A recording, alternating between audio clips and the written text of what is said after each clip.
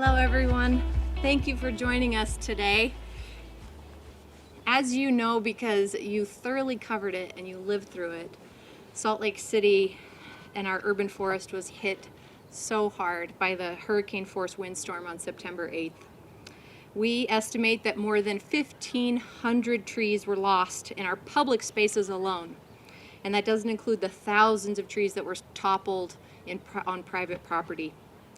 In addition to the devastating property damage and some injuries that were reported, we have all been saddened by the heartbreaking sight of 100-foot tall trees and sometimes 100-year-old trees lying on their sides.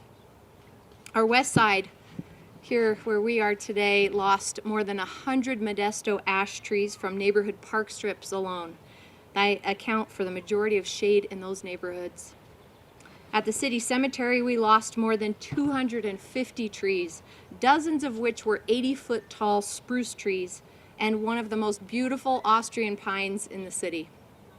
At Liberty Park, we lost a cottonwood tree whose trunk measured over 4 feet in diameter. And at Washington Square, we lost a giant sequoia, the same species that grows in California and lives for hundreds of years. As a certified tree lover, this has been difficult, especially since we know the benefits that trees and tree canopies provide for residents for generations, including reducing air pollution, increasing walkability, conserving water, reducing erosion, creating shade and places to gather, increasing property values. Trees are indispensable, but fortunately they are not irreplaceable. I'm excited to announce today that we are partnering with Tree Utah to ReTree SLC. It will be a joint effort to replace these thousands of trees. We've heard from residents who are eager to help. This is the chance. At retreeslc.com, those who are interested can donate to Tree Utah and volunteer as the replanting efforts get underway this fall and beyond. We're excited to have Rocky Mountain Power and Ivory Homes on board to support us as well. They have always been good tree partners to us. Funds raised will directly help the purchase of trees that are selected to be hardy in our city's urban environment for generations to come. ReTree SLC is in addition to the city's pledge to plant 1,000 extra trees on our city's west side in 2020, a goal that was in place well before the storm. And frankly, it's miraculous, and thanks to our urban forestry department and Tony Gliot is that director, that they're on track to meet that goal despite the storm. We know how important our urban forest is to our city, to our residents, and we're committed not only to replanting it, but to expanding it at the same time. Hello, I'm Amy May, Executive Director of Tree Utah, a nonprofit that works statewide to plant trees with volunteer groups, mostly in parks, open lands, and schoolyards. During tree plantings, we teach people to plant trees for success and care for them. Though the work that we do is statewide, Salt Lake City is our home, and the storms earlier this month were devastating to witness. We're happy to be partners in this initiative to renew our urban forest as efficiently as possible through fundraising and providing planting events for the community to join.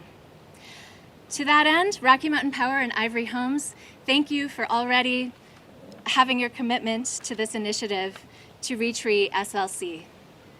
We're looking forward to planting many more trees with volunteers in this community for years to come and having an impact for generations. Thank you. Hello, my name is Tony Gliot. I'm the Urban Forestry Division Director for Salt Lake City. I'm grateful for the opportunity to be here this afternoon or this morning to talk for just a couple minutes about something that's truly near and dear to my heart, Salt Lake City's urban forest. Now, Salt Lake City's urban forest to me is, in a word, extraordinary. And in 2 words, it's extraordinary and indispensable. Our trees didn't sprout from seed that had fallen from some great mother tree, and they weren't nurtured by happenstance and harbored by chance.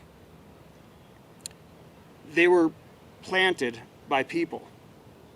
And That's what makes our origin story unique with this forest. It must not be forgotten that this forest has always been and will always be a forest that is put here by people and for people. Now, there are generations of dedicated resident tree stewards and public servants that planted and cultivated these trees with a deliberate, almost instinctual determination that their labor would result in comfort and health and beauty for this place that we all call home. And that's exactly what our urban forest provides today.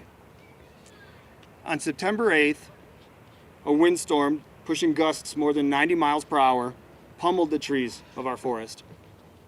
When the wind subsided, thousands of trees had been destroyed or damaged. All told, it's estimated that 10% of our trees sustained some level of damage from these winds. And the amount of debris that resulted from all these broken branches and toppled trees is immense. Today, we're almost 3 weeks from when this storm originally happened, and we have estimated that 4,000 tons of debris has been removed from our neighborhoods and our parks. And we're not even halfway through this monumental cleanup effort. But we will get through this, and we will recover. For all of the destruction, our urban forest endures. We may still look to the many tens of thousands of city trees that withstood these winds and be inspired by their strength and comforted by their shade. And over time, we can look within ourselves and ask how we as individuals and as a community can come together and plant and nurture our city's next generations of trees. For the Salt Lake City Urban Forestry Division, that work begins now. And in the coming months and years, we look forward to working with residents and volunteers to keep our forest growing. Thank you. Hello, I'm Spencer Hall, representing Rocky Mountain Power. Following the storm, the response from our teams was incredible, but we were all discouraged to see the level of damage throughout the city. As our crews were out working, I went out and visited, and just to see the level of damage from the wind was just heartbreaking. There's no other way to put it. Going through Liberty Park, going through the Salt Lake City Cemetery. From a power standpoint alone, we estimate that as many as a third of the people in Salt Lake City were affected in a pretty significant way by this storm. And so that's why we were so excited to be able to partner with Tree Utah, with Salt Lake City, to be able to start kind of the replanting of Salt Lake City. We've got the right mayor for this, we've got the right mindset, and after every hard thing, there's an opportunity to rebuild. We're so excited to be able to donate $10,000 toward this effort from Rocky Mountain Power. We expect to see other groups from around the city do the same, and we're really looking forward to starting this next generation of urban forestry and build the kind of trees that will be here for our children, our grandchildren, and for that next generation. So thank you so much to the mayor and to Tree Utah for the vision going forward. Thank you very much.